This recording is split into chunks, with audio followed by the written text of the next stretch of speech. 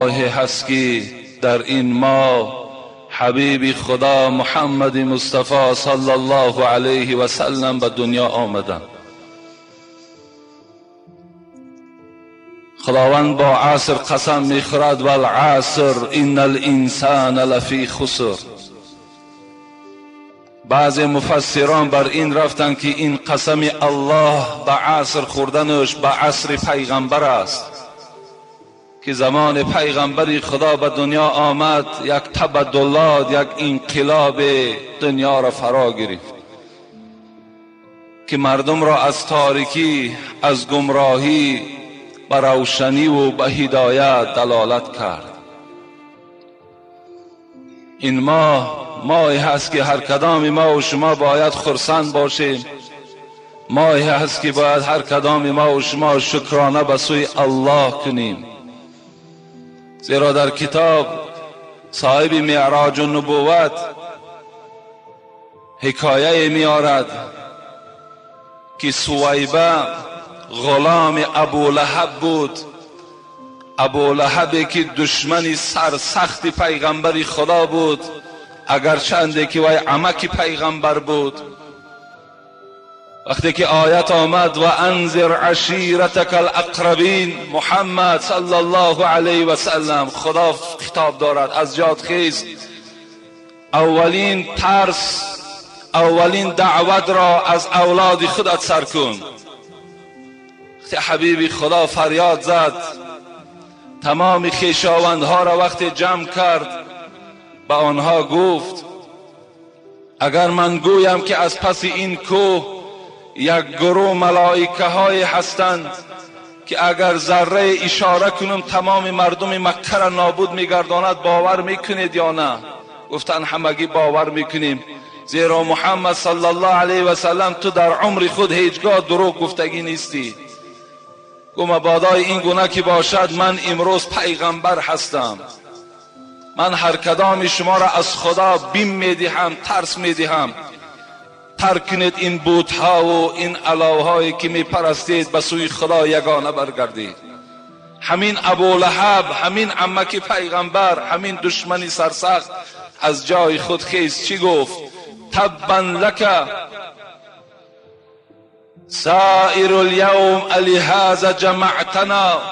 ای محمد هلاک شوی تو، این روزی دراز ما را جمع کردی برای همین یک سخنی که تو پیغمبر شدی. انا همین دشمنی سرسخت گفت، نازل شد تبت یدا. انا همین دشمنی سرسخت کنیزی داشت به نام سویبه. وقتی میگوید محمد صلی الله علیه و سلم به دنیا آمد، روز دوشنبه بود، در خانه برادر ابو لهب عبدالله پدر پیغمبر.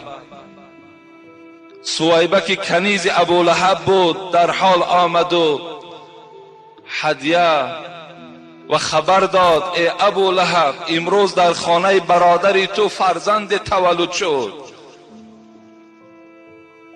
ابو لهب از کی بودن محمد و چی شدن محمد درک نداشت. خرسند شد که در خاندان برادر من فرزند تولد شد. در حال این سویبه را از کنیز بودن خود خالی گردان، به خاطر که تو یک خوش خبر برای من آوردی. صاحب معراج النبوت میگوید همین ابو لهب در خواب دیدن، گفتن حال چگونه هست؟ گفت حالی که من دارم هیچ دوزخی مثل من حال ندارد. لیکن همان شب دوشنبه گفت عذاب من کمتر می شود، به خاطر که من از تولد پیغمبر کرده بودم. وقتی که این دشمنی خدا، این دشمنی پیغمبری خدا، عذاب او که کم شود، پس حال ما و شما آدمای موحد و دوستدارهای پیغمبر چند قدر بلند باشد، خودتان قضاوت کنید. لا یؤمن احدکم حتی اکون احب الیه من ولده و والده و الناس اجمعین. رواه مسلم. پیغمبر خدا میگوید ایمان شما ای امتان من کامل نیست، ایمان شما مستحکم نیست تا زمانی که اگر مرا از فرزندهاتان، مرا از پدر و مادرتان، مرا از تمام یار و رفیقتان، مرا از تمام آن مالی که دارین دوست ندارین، ایمان شما کامل نیست. زیرا در اصل ما از پیغمبر خدا قرضدار هستیم، زیرا زمان پیغمبر خدا آمد ما و شما را از اخلاق وحشیانه، ما و شما را از راه گمراهی نجات داد و به این روشنی و به این آبادی و به این بندگی الله ما و شما را آورده رسانید. خدا رحمت کند. حضرت مولوی جنونی میگوید شکست احمد در اینجا صد بت و سنگ. زمان آمد این بت پرستی ها بود، مردم در بیخ بت ها می افتیدن، خدا گفت و را عبادت میکردن. شکست احمد در اینجا صد بت و سنگ، گرفت میدان ز خونی منکران رنگ. که تا اومد موحد شد خداگو، ز بتخانه به مسجد کرده اند رو. ما و شما بتخانه ها را ترک کردیم. این مسجدی که امروز درهای کشاده دارد، این جوانهایی که امروز در بهترین صورت نشستند، همه این طفیل محمد صلی الله علیه و آله و سلم است. ما باید دوست داریم، باید از او ما دفاع کنیم، باید که البته آن دینی که حقی که خدا به واسطه محمد به ما و شما رسانید در همه جا باید حمایتگر باشیم. جان ما را برای قرآن و جان ما را برای اسلام و جان ما را برای محمد هر زمان باید که تسلیم کنیم. حبیب خدا چی میگوید؟ مثلی و مثل الانبیاء کمثل رجل بنى دارا فاتمها و اکملها الا موضع اللبینه. حبیب خدا مثال آوردن، مثال من گفت و مثال تمام پیغمبرهایی که هست به منزله یک مردی که خانه بنا میکند به منزله همون است. فاتمها و اکملها، یک مردی که خانه را بنا میکند، پر تیار میکند، بهترین نقش و نگار میکند، الا موضع لبینه.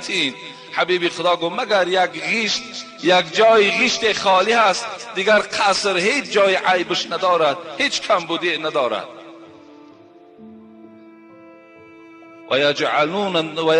ويجعل الناس يدخلونها ويتعجبون منها لولا موضع اللبینه. پیغمبر خدا گفت بعد مردم میآید این خانه تیار را میدرآیند، اطراف او را نظارت میکنند، افسوس میخورند، لب میگزند از حساب اینقدر قصر میگویند زیبا هست، مگر همین جای غیشتی که خالی هست اگر همین پر میشد دیگر در این قصر هیچ گپی نبود، هیچ کمبودی نداشت. پیغمبر چی گفتند؟ فانا موضع اللبینه جئت فختمت الانبیاء.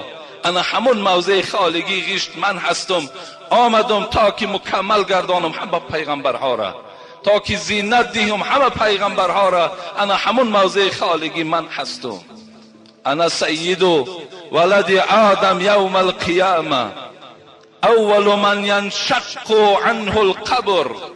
حبیب خدا میگه من سردار فرزندهای آدم هستم در روز قیامت. لا فخر، من به این افتخار نمی کنم، این نعمتی هست که خدا فقط بر من داده است. و اولین قبری که در روز قیامت کشاده می شود قبر کیست؟ حبیب خدا گفتن قبر من است. اولین قبری که در روز قیامت کشاده می شود بود تا زنده آن حبیبی ودود، بود تا زنده آن حبیبی ودود، در غم عاصیان امت بود. تا زمان حضرت میگوید زنده بود، حیات داشت، تا 63 سال حیات خودش که 23 سال این در دعوت و پیغمبری گذشت، تا زنده آن حبیبی ودود در غم عاصیان امت بود. وقتی رفتن حبیب آزاده امتی امتی امتی گفته جان داده.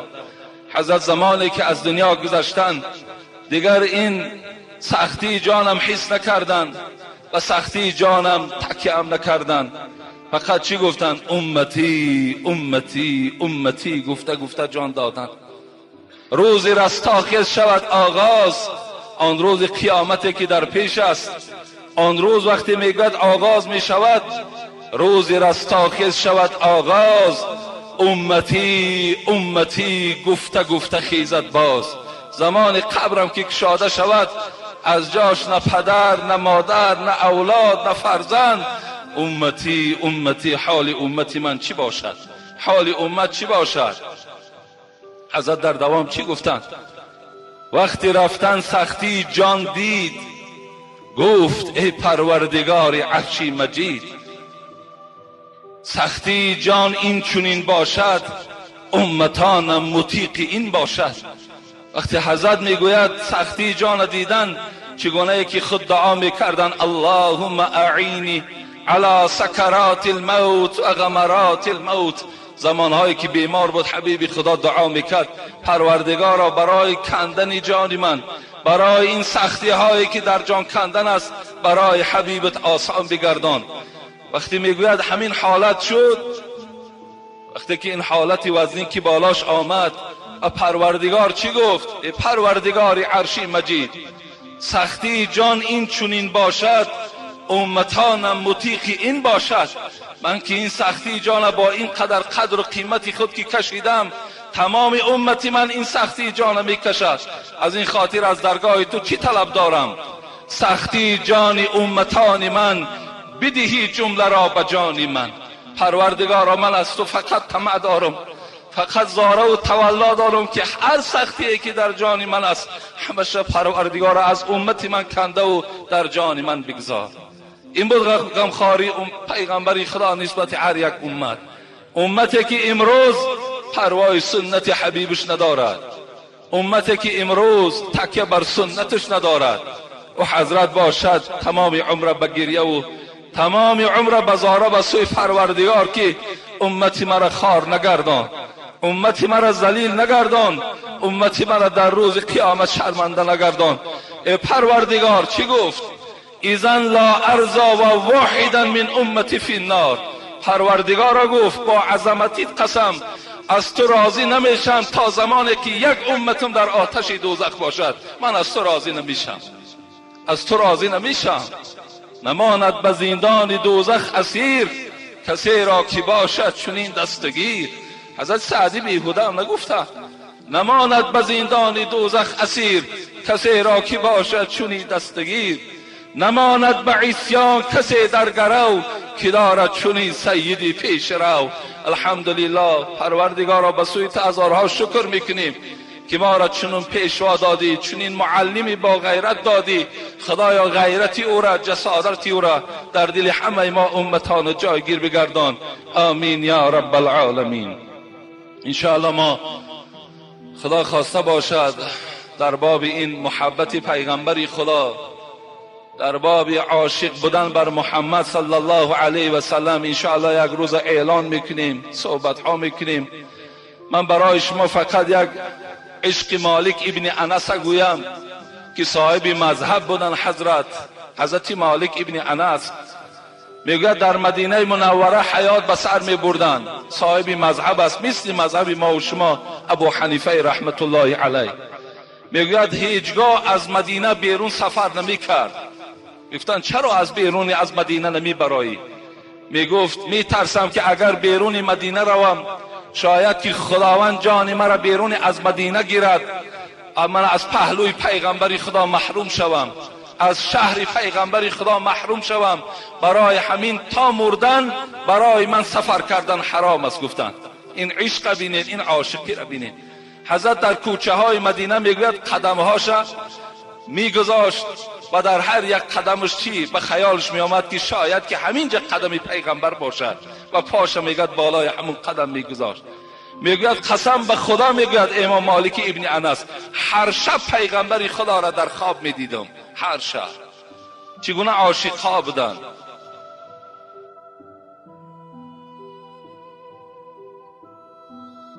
ای الله.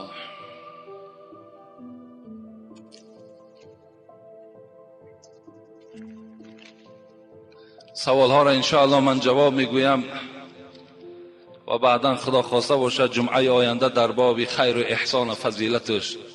زیرا بعضی بیچاره های کرفهم، بعضی بیچاره های حسد و حاسدان و بخیل ها، بیچاره هر گونه آوازه ها و دروازه ها تا کجاهای برده رسانیدن، گویا که حاجی میرزا زیدی صدقه باشد، گویا حاجی میرزا صدقه را من میکردگی باشد، دیگر نمیابن، کمبودی نیست، باید که یک کمبودی یافتن در کار.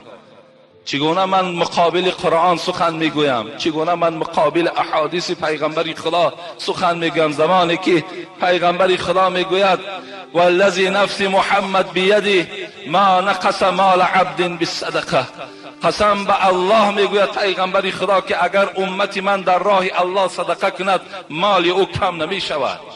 همون بیچاره هایی که حسد دارن به خدا قسم متن یک حدیث از یاد نمیدانند، متن یک حدیث از یاد نمیدانند، از حدیث هم دورن بیچاره ها، از علم هم دورن بیچاره ها، فقط یک حسد و بخل و کینه و در دلشان جا کردن، قریب که از دین میبرایند، از حساب حسدشان درک ندارند.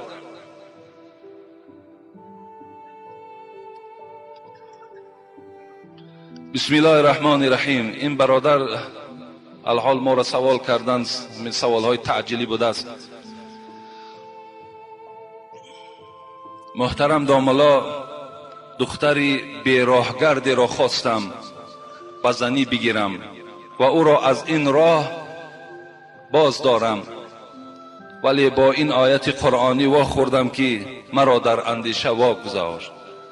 مرد زیناکار و مشرک نکاح نمی کند مگر زنی زیناکار و مشرک را، که این کار بر مؤمنان حرام کرده شده است. این آیت برادر عزیز از آیت سوم سوره نور است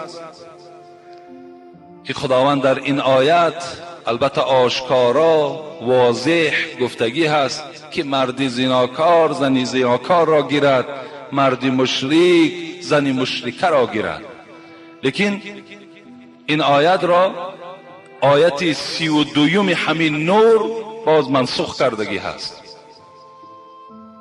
برای همین شما می توانید که به آیت 32 همین چیکار کنید، نظارت کنید. انا آیت 32 آیت این 3 نور را بیکار کردگی هست.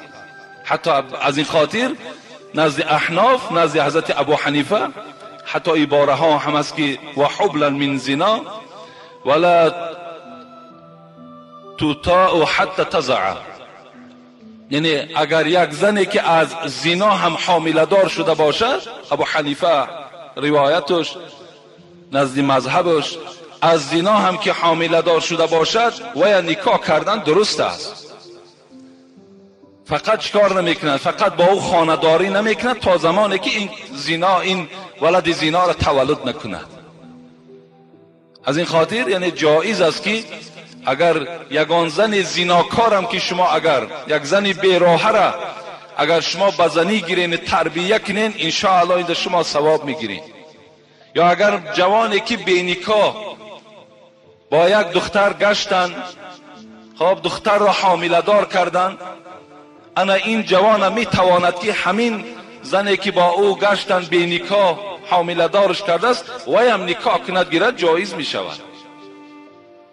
لیکن برای اینه که نسبش معلوم است الکه، یعنی همون حامل از همین بچه است، معلوم است این میتواند که تا زاییدن همون کودک با این زن چیکار کند، خانه‌داری کردن گیرد. لیکن این فرزند ولد زنا حکم کرده میشه، زیرا که در بین اینها نکاح وجود نداشت.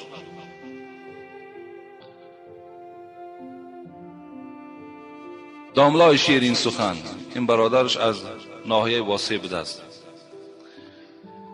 فیته های مگنیتوفانی که در آنها سرودهای سرایندگان ثبت شده است، در نظر دارم اودیو مگنیتوفون را، و همچنین فیته های ثبت شده کلام الله با تفسیرش، امر معروف از جمله با صدای شما را می فروشم. کاری خوب میکنم یا بد؟ من برای همه شما برادرای عزیز تا امروز الحمدلله که از آیت قرآن بیرون نشدم، تا امروز از احادیث های صحیح پیغمبر خدا بیرون نشدم، باز میگویم خداوند در قرآن در سوره مؤمنون میگوید قد افلح المؤمنون الذين هم في صلاتهم خاشعون والذين هم عن اللغو معرضون. خداوند چی میگوید؟ به تحقیق نجات یافت کدام مؤمن، کدام مسلمان نجات یافت؟ همان مسلمان هایی که در نمازشان خاشع هستند، در نمازشان ترسننده هستند، نماز از برای الله میخوانند، نماز آهسته میخوانند، نماز با رکوع و با سجده های ملایم میخوانند. اینها گفت نجات یافتگی هستند.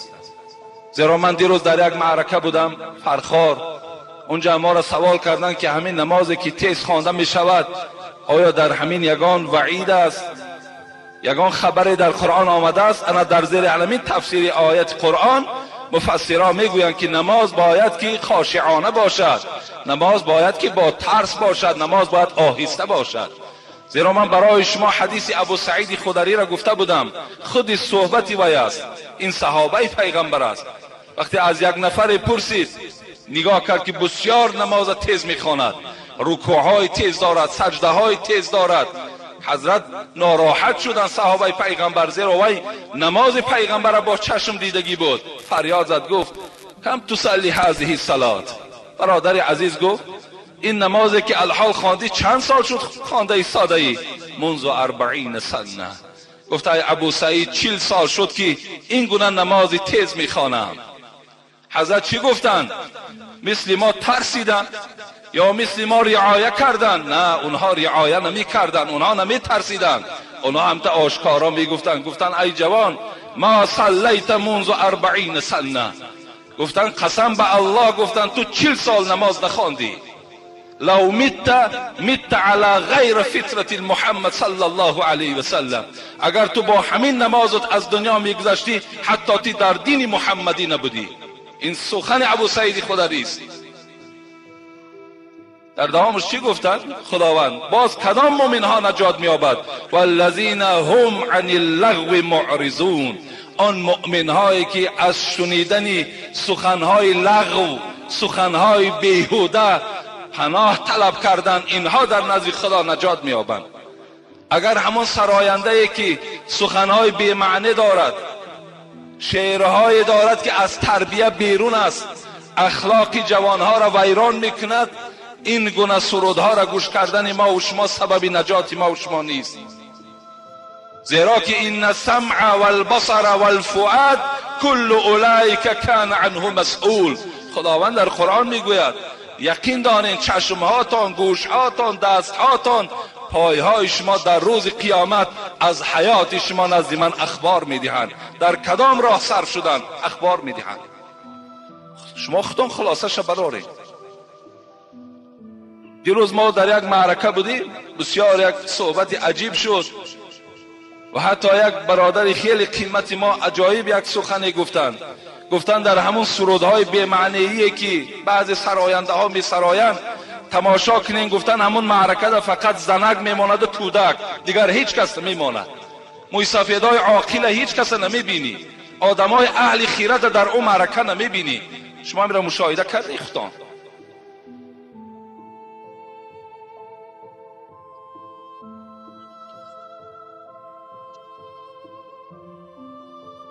در مغازه‌ای که سودا میکنم اینش از خاولین بوده است. چپته های بردناک و بی برد تشکیل کردند و میفروشم، یعنی اسپرینت. این کاری من به قمار وابستگی دارد یا نه؟ اگر گناهکار شده باشم چیکار کنم؟ اعوذ بالله. عزیز الله، این برادر عزیز الله نام داشته است. یعنی اسپرینت اینا را از روی نقطه نظر اسلام هر چیزی که برد و باخت داشته باشد وای به قمار آمیخته است. آیا از حساب قمار حساب کرده می شود؟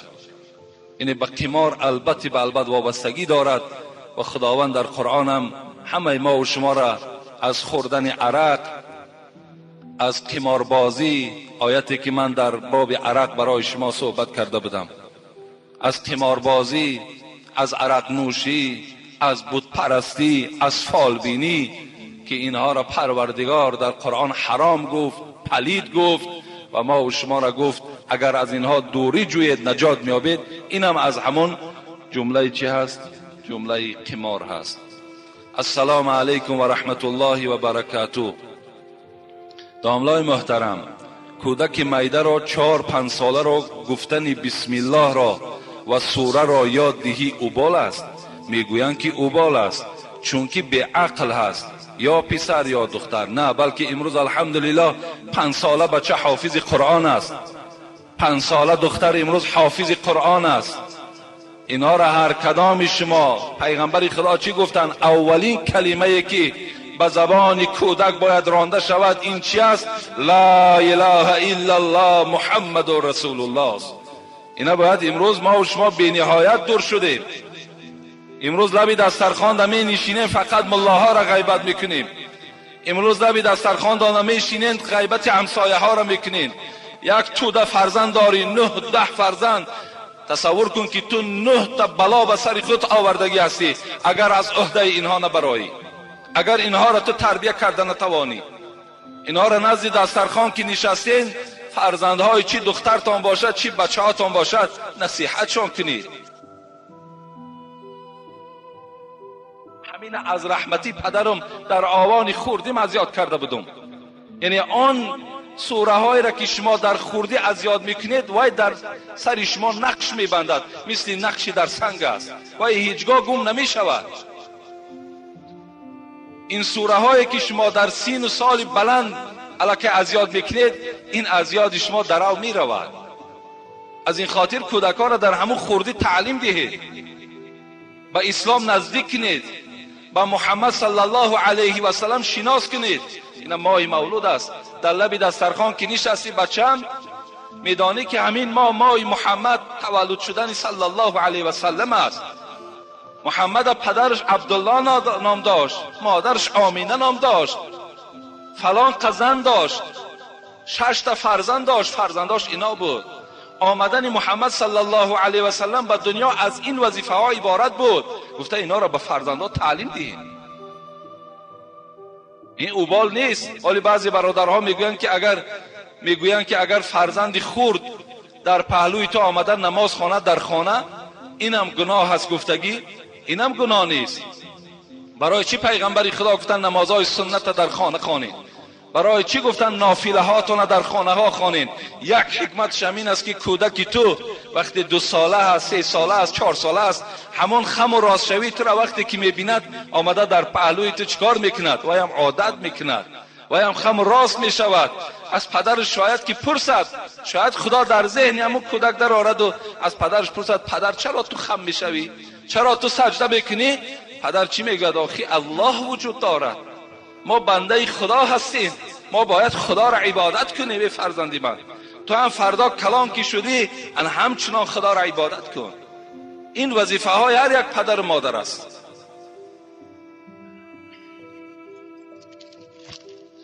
السلام علیکم واعظی راه خدا محترم حاجی میرزا، از شما یک سوال دارم، التماس حقیقتش را به ما فهمانید.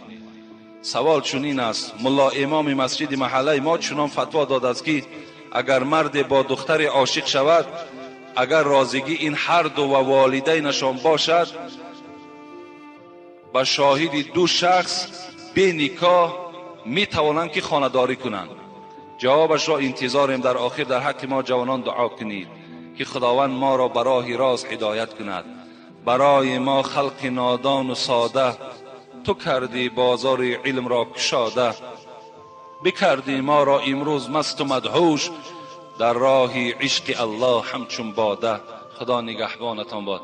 یعنی این برادر عزیز، هر یک ملایی که برای شما چی فتوایی که میدهد، امروز الحمدلله پیشرفت علم بینین، از ملاهاتان پرسین از کجا تو همین صحبت کردی، همین فتوایی که بر من دادی دلیل دارد یا ندارد؟ دارد دلیل. از بابا شنیدی؟ من بابای تو را قبول ندارم. ای محمد شنیدی؟ فتوات از خودت، فتوات از امون محمد. امروز الحمدلله قرآن است، امروز احادیث های پیغمبر است، امروز داملاهای زنده هست. از اونها میپرسم، حقیقتش میپرسم. از این خاطر هر یک مسئله که برای شما میبراید، شما خودتان امروز عالم ها را میشناسین. کی از عالم؟ اونها را مراجعت کنید. از این خاطر رازگی پدر و مادرم شرط است. اگرچند که خدا رحمت کنه حضرت امام ابو حنیفه را در نبودن پدر و مادرم نکاح را صحیح گفتند، لیکن بعضی از شاگردهای او با باطل بودن این نکاح هم فتوا دادگی هستند. از این خاطر حضور پدر و مادر این فیض نکاح را نشان می‌دهد. حضور خیش و تبارش این با برکات بودن نکاح را نشان می‌دهد. وقتی پدر و مادر دست می‌بردارد و برای بخت سفید دخترش دعا میکند، میدانید این چقدر قیمت دارد.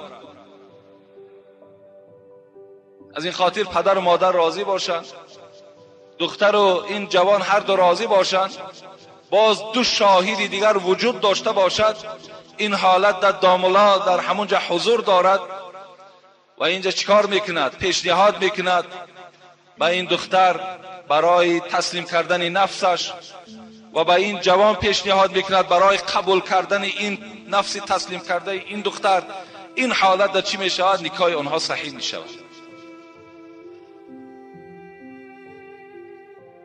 السلام علیکم اکای حاجی میرزا، من یعقوب ساکن دهه لواوی ناحیه کولاب در شهر دوشنبه در بازار کاروان و تجارت مشغول هستم.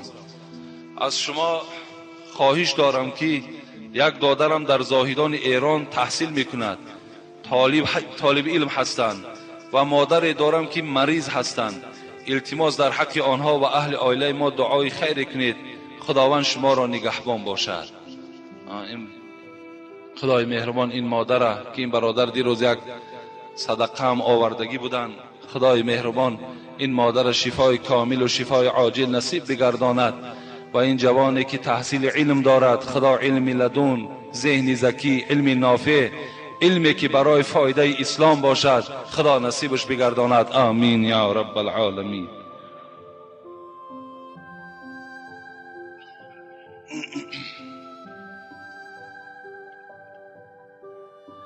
السلام علیکم داملا حاجی میرزا، خدا را هزارها حمد و ستایش میکنم که از چندین کارهای ناروا باز ایستاده ام. اول و آخر فضل خداست، بعداً صحبتهای شیرین و دلچسب شماست. من تاجرم در سلطان کبیر، با 2 سوال مراجعت کردنیم و با شما اخلاص زیاد دارم. اگر تمام عالمهای تاجیکستان فتوا دهند، من از آنچه شما میگوید او را قبول دارم، از حساب اخلاصی به شمارم. داملای عزیز، در باب فضیلت طهارت چیزی میگفتی. البته در باب فضیلت طهارت خیلی حدیث های زیاد از پیغمبر خدا وارد شده است. در یک حدیث پیغمبر خدا میگوید من توضأ فاحسن الوضوء خرج خطایاه من جسده حتی من تحت اظفاره. هر وقتایی که امتان من طهارت میکنند، از تمام جسد او آن خطاهایی که کردن همش میریزند، مثل آبی که ریخته میشود. حتی که از زیر ناخنهاشان همان خطاهایی که کردن همش میریزند. اینم از طهارت است. ان امتی یدعون، خدا گفت در روز قیامت امتان من خوانده میشوند. وقتی امتان من دعوت کرده میشوند، آنها غرن محجلین، آن موضع هایی که طهارت کردن آنها جلا میدهند، آنها روشنی میکنند. مثل طلا چگونه که روشنی میدهد، چشم انسان خیره میکند، انا همین بندهای دست ما و شما، چهره های ما و شما، پیشانی و پای های ما و شما روشنی میکرده است. پیغمبر خدا میشناخت است که همین از امتی من است، من آثار الوضوء. پیغمبر خدا گفت این جلا، این روشنی از کجا پیدا شد؟ این از تأثیر همون آب طهارت است. از این خاطر پیوسته با طهارت بودن، بعضی عزیزان ما و شما گفتن این نشانه کلمه شهادت گفتن است. یعنی اگر ما و شما با طهارت باشیم، مبادا که یکی ناگهان اجل به سر ما و شما آمد، در نزد خدا ما و شما در نفرهای نویسانده می شویم که همچنان کلمه شهادتش گفتگی هست. این درجاتی هست که برای آدمانی که صاحب طهارت هستند. حتی یک حدیثی هست در صحیح بودنش خدا داناست، زیرا که من روایتش نیافتم. میگوید من نام علی الوضوء کان صلاته، هر وقتایی که اگر یک انسان با طهارت خواب کرد، میگوید نفسه تسبیح، نفسش تسبیح است. فراشه مسجد، همون جایگاه خوابه که 5 ساعت و 6 ساعت و 10 ساعت خواب میکند، در نزد خداوند نویسانده میشود که همین بنده در مسجد نشسته است. فراشه مسجد. نومه الصلات، چند ساعتی که خواب میکنی، ممکن 7 ساعت خواب کنی، در نزد خدا نویسانده میشود که همین انسان 7 ساعت به سوی پروردگار نماز خواند. کسی که اگر با طهارت خواب میکند. خوش به حال همون برادرایی که پیوسته با طهارت هستند. این طهارت کردن خاصه نماز نیست، شما دائم میتوانید که با طهارت باشید. هر شب پیش از خواب کردنتان حتمی طهارت کنید، خواب کنید. حتی همین فضل طهارت شما را از آسیب جن هم خدا نگاه می‌دارد. از هر از ضررهایی که به سر شما می آمدگی باشد، همین فضیلت طهارت شما را چیکار میکند؟ نگاه می‌دارد. دوم سوال کردن داملای عزیز، من از شما شنیدم که اگر بالای کرپچه نماز خوانید درست است، ولی از بعضی ملاها شنیدم که باز میگن نادرست است. در تحیر ماندم. من گفتم هر یک دامه که یک فتوا را که داد حجت چپرسین، گویم برای چی بالای کرپچه نادرست است نماز خواندن؟ چرا؟ سببش در چیست؟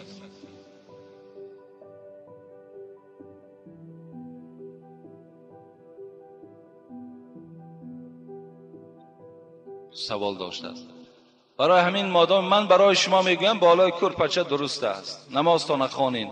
فقط همین جایی که سجده میکنین سخت باشد، انا همینش خوبتر و بهتر است. و بالای کرپچه هر چی ملایم هم که باشد خواندن گیرین، نماز شما را خدا قبول میکند. مخورسایی فریب فضل عمامه زاهی، خدا رحمت کند محمد صاحب ایرانی را که یک کلیاتش در نزد من است. او چی میگوید؟ وایم بیچاره از دسته همین بعضی ملاهای سلا کلان چیکار کردم؟ خیلی مانده شدن، دیدن که فقط سله دارد کله ندارد. و چی گفتن؟ مخور صاحب فریب فضل زاهد، همون فضل همون سله کته بدنی او دا گفتن فریب نخو که در گنبد زی به مغزی صدا بسیار میپیچد. همون گنبد نگاه که گفت هیچی مغز نداره، ها بگو 10 بار ها ها ها از داخلش آواز آمدن میگیرد. اون کله اونها گفت مثل همون گنبد است. گفت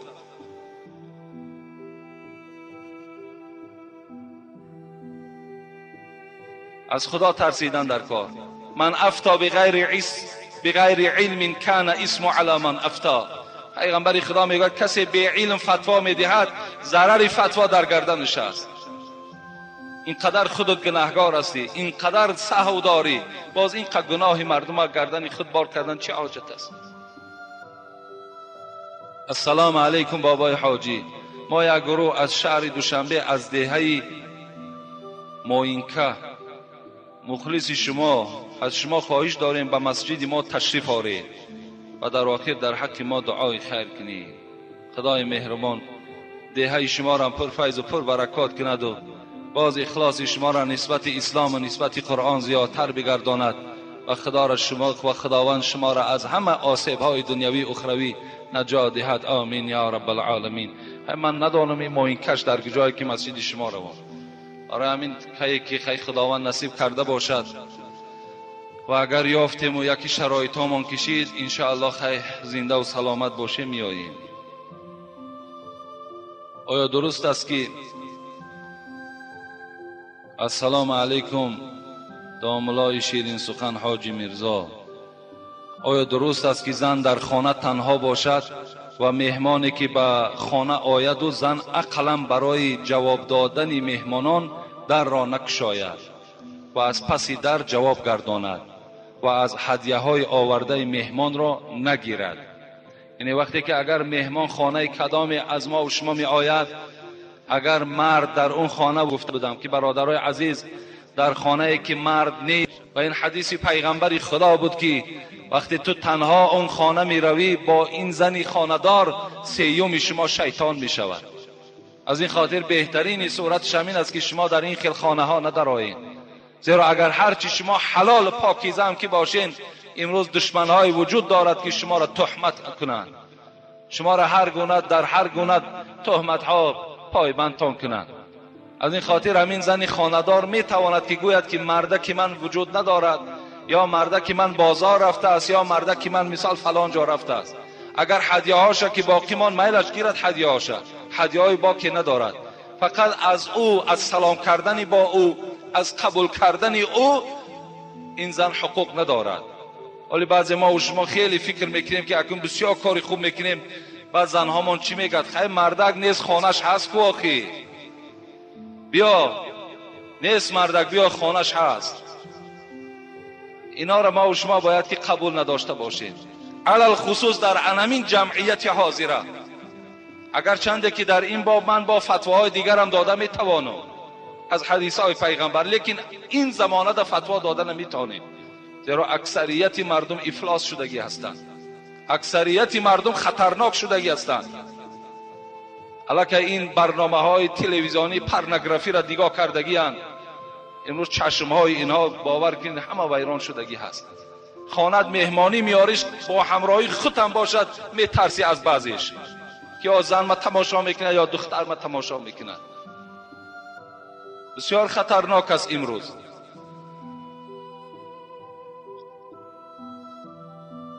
السلام علیکم داملای شیرین سخن حاجی میرزا، از شما احترام خواهش می نمایم که با این سوال من جواب دهید. من چندین بارها پدرم را غیبت کردم. امروز که پشیمان شدم میخواهم به درگاه خداوند توبه کنم، ولی از پدرم بخشش پرسیدن نمیتوانم. میترسم که خشم و غضب و نفرت پدرم نسبت به من زیاد گردد. آیا توبه کرده و به درگاه خدا از این اعمال زشت کافی هست؟ کافی هست. اگر امروز را خداوند این عقل فراست داده باشد که این پدر توست و این غیبت کردن تو برای تو حرام است، نادرست است، امروز هم که خدا تو را بیدار کرده باشد، خوش به حالت. همین روز هم به سوی خداوند توبه کن، خداوند توبه تو را میبخشد. پیش پدرت غیبت هاتم خبر ندی، فقط به سوی خدا توبه صادقانه کن و از این روز اعتبارا همون خدمت پدرت کن و دعاشا بگیر. انشاءالله خداوند تو را همه گناهات عفو میکند. بر آباءکم تبرکم ابناءکم. حبیب خدا میگوید اگر خواهین ای جوانهایی که امروز صاحب فرزند هستین، اگر خواهین که فرزندهاتان فردا برای شما خدمتگار شوند، امروز پدر و مادر را در خدمت کن، فردا تو این نیکی را از فرزندهات میبینی. دوم، فاسق کی را میگویند؟ با احترام یکی از مخلصان شما از شهر دوشنبه. فاسق یک آدم بد اخلاق، یک آدم بد کردار، یک آدمی که بسیار نادرست رفتارها میکند، زبانی درشت دارد، این فاسق میگویند.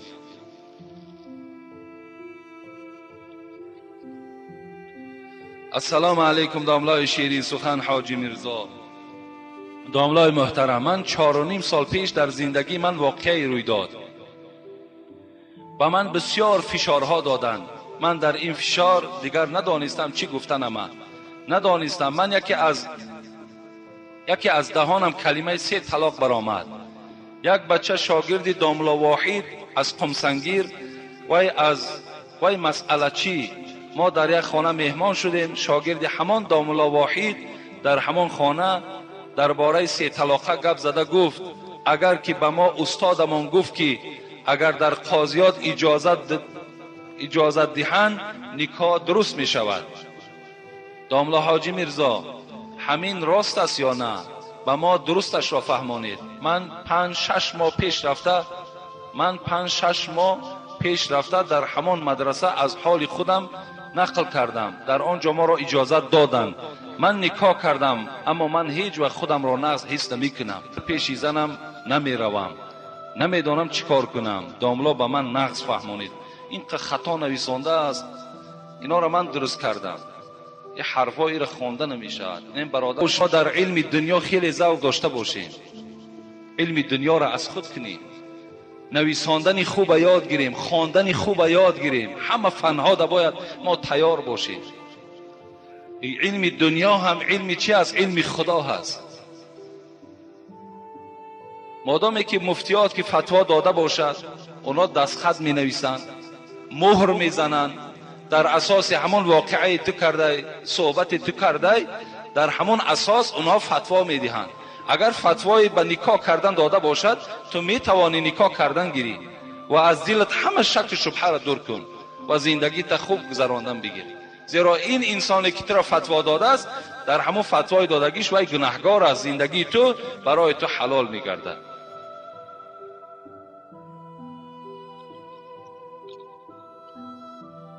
داملای محترم، اگر علاجش باشد با سوال ما جواب گردانید. در وقت خدمت عسکری نمازهای وقتی را قضا کردم، با همین روشنی می انداختید. یعنی در حالت عسکری کدام شما اگر نماز قضا کرده باشین می توانید که همون نمازهای قضاتون آمده، همون 2 سالی که اگر باشد همون 2 سال نماز قضا گفته نیت کرده، همون 2 رکعت فرض است، 4 رکعت فرض است، چگونه ای که الحال میخونیم هم تا خوانده رفتن گیریم. بین نماز عصر و شام نانشته کردن ممکن است یا نه؟ ممکن است. اگر نماز عصر تا خواندگی باشد بین عصر و شام طعام میخورین، آب میخورین، همه این جایز است. این سخنهایی که اگر ما و شما بین عصر و شام اگر طعام نخوری و اگر شراب یکی مابادا یگان شاکر میارن ننوش که مثال فرزندی تو را از آب بغستن، اینا هیچ اصلی ندارن. خوردن بگیر شود. یک حالت شمین است که در پیش طعام است و وقتی نماز است، اول طعام بخور بعد نماز بخوان میگن. بین نماز سنت و فرض هر خیله گپ گفتن ممکن است یا نه؟ این ترک سنت می شود. اگر شما نماز سنت که خواندین تا نماز فرض می توانین که با ذکر الله مشغول شوید، تسبیح گردانین، اینش بهتر، اینش به سنت قریب است. اگر مبادای که یگان گپی بیهوده هم که گفتید این سنت شما را بیکاره نمی کند. زیرا صاحب فتوای خلاصه هم میگوید که من برای باطل بودن سنت کسی که از پسش گپ زدگی باشد فتوا نمیدهم، زیرا یگان دلیل ندارم. لیکن بهترش صاحب فتوای خلاصه هم میگوید این است که تا ادا کردن فرض بین سنت و فرض فقط تسبیح گوید، ذکر کنید، گپ های بیهوده در مشغول نشوید. جوابنامه برای مرده ضرور است یا نه؟ ضرور نیست. جوابنامه گفتگی چیز وجود ندارد.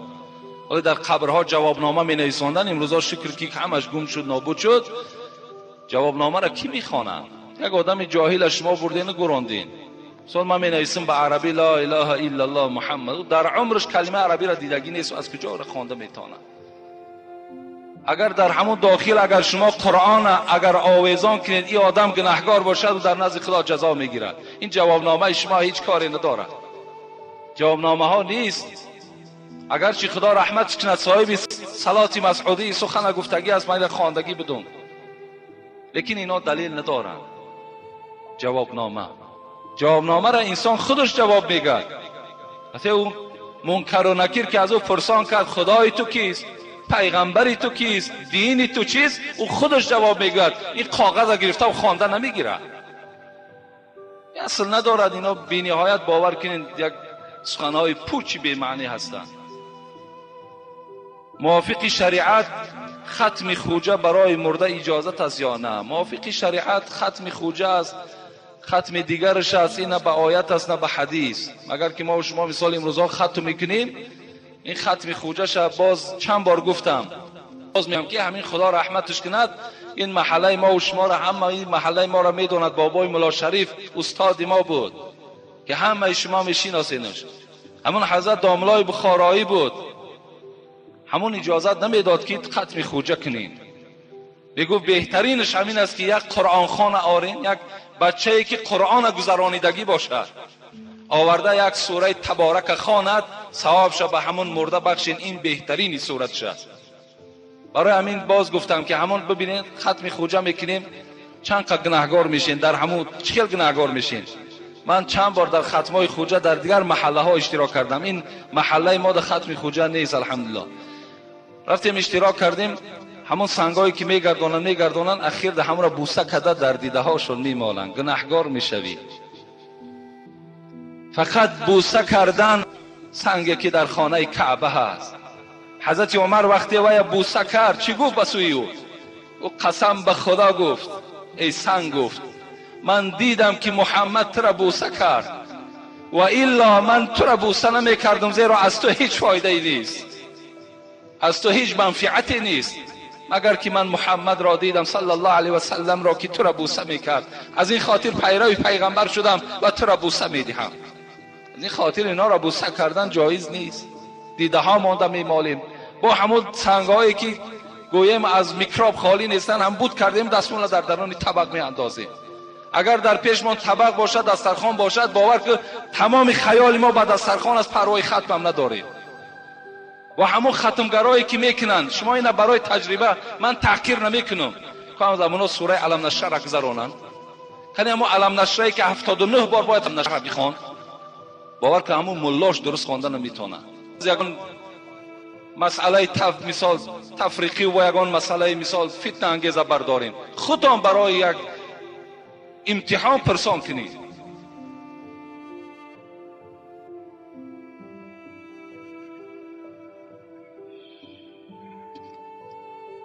السلام علیکم بابای حاجی میرزا. من از شما خواهش میکنم که شما با سوالهای من جوابی درست را دهید. یکم نماز بامداد کی قضا میشود؟ کی که افتا برآمد، افتا که کی که همین برآمدنش که شد الله که چی میشود؟ نماز بامداد قضا میشود. نماز بامداد تا برآمدن آفتاب درست میشود نمازش خوند نماز شد. در وقت نماز در 10 ساعت یا اینکه چله باشد نماز مکروه میشود. نه اگر چله نقرگی باشد یا ساعت‌های مثل ساعت‌های نمی ما و شما باشد باکی ندارد، لیکن اگر چله طلا باشد، ساعت طلا باشد، این حالت نماز تو مکروه می شود. بابای داملا حاجی میرزا، سوال آخران ایمان چنین است: همین نمازی که ما میخوانیم تیز خواندنش ثواب است یا اینکه آهسته خواندنش ثواب است؟ بسیار است یا نه؟ با احترام یکی از مخلصان شما انوشیروان، من برای نماز تیز خواندن در اول همین جمعه گفتم، همون الله که خودش بسنده هست. تیز و آهسته‌اش از روی همون آیت خطون خلاصش برارین. السلام علیکم داملا حاجی میرزا، با سوال من جواب دهید. من یک پسر 20 ساله هستم، نمازخوان و قرآن خوان هستم. من یک دختری مسلمان را نغز میبینم و دل دادم. التماس جوابش را گردانید، در حق ما دعا دهید. برای همه عاشقا همین عشق لیلی و مجنون درس است خودش. اما عشق لیلی و مجنون خانه خودش درس است. عاشقی خودش جایز نیست در اسلام. عاشقی از اسلام نیست. شما فقط می توانید کدام دختری را که دوست می دارین، شما می توانید که رفته از او مثال یک تماشا کنین، چهره او حکایه میکنه که من یک دختر در عاشق شدم، یعنی دوست داشتم، میگه برای من این قدر اجازت شد که فقط باید تو میتوانی که یک نظارت کنی، یک نگاه کنی. من از پسی درخت میرفتم، می ایستادم و راهگردی او را و چهره او را تماشا میکردم. صحابه پیغمبر این چنین میگویند. یک صحابه دیگر که ابو هریره روایت میکند، میگه پیش پیغمبر آمد، گفت من فلان دختر انصاری را میگیرم، یعنی از همون مردم مدینه را. پیغمبر خدا گفت رو با وی صحبت کن، زیرا که چشمهای دخترهای مدینه یک چیزی دارد که به تو معقول میشود یا نمیشود. یعنی شاید در چشمهای همون دخترهای مدینه یگان خالی بوده است یا یگان کمبودی وجود داشته است. پیغمبر خدا این جوان گفتن اول دیده و بعد چیکار کن؟ به نکاح درآ. برای همین شما می توانید که رفته او را، یعنی در جای خلوت و در شب دعوت نی، می توانید مثال به خانه‌اش روین، در حضور همون پدر و مادرش چهره‌اش ببینید، خب با او مصلحت کنین. این در اسلام برای شما رخصت میدهد. لیکن با او عشق ورزی کنی و با او دست درازی کنی و با او مثال در شهر سیل و سیاحت کنید، این در اسلام برای شما رخصت نمیدهد. زیرا اون دختر تو میگیری نمیگیری و شرمنده میکنی. السلام علیکم بابای حاجی میرزا، به ما فهمانید که زن از آن قامت گفته نماز میخواند، پیشکی می نداریم. نه، زن نه نماز نه از آن دارد نه قامت دارد. السلام علیکم اکای حاجی میرزا، ما میخواهیم که با همین سوال ما جواب گردانید. در خانه ما خاری بود که من او را کندم، مرا جنگ کردند. چی گفتنی دارید در این باب؟ بسیار خوب کردید. اگر تمام دنیا ملامتتان کند همون خارها را کنیم پرتوین. اگر پدر و مادر از شما ناراضی هم که شود همون خارها و نلهایی که نزد دروازه هاتان گذاشتید، این هم یکی از خرافات است، این هم یکی از شرکیات است. اونا را کنده پرتوین. پرتافتیش هم نه پرتاش، توانی آتشش بزن با ثواب میگیری، بسیار خوب میشود. زیرا اینا از شرکیاتن، اینا از خرافاتن. اینا دا باور نکنید هیچگاه. اینا از اسلام نیستن.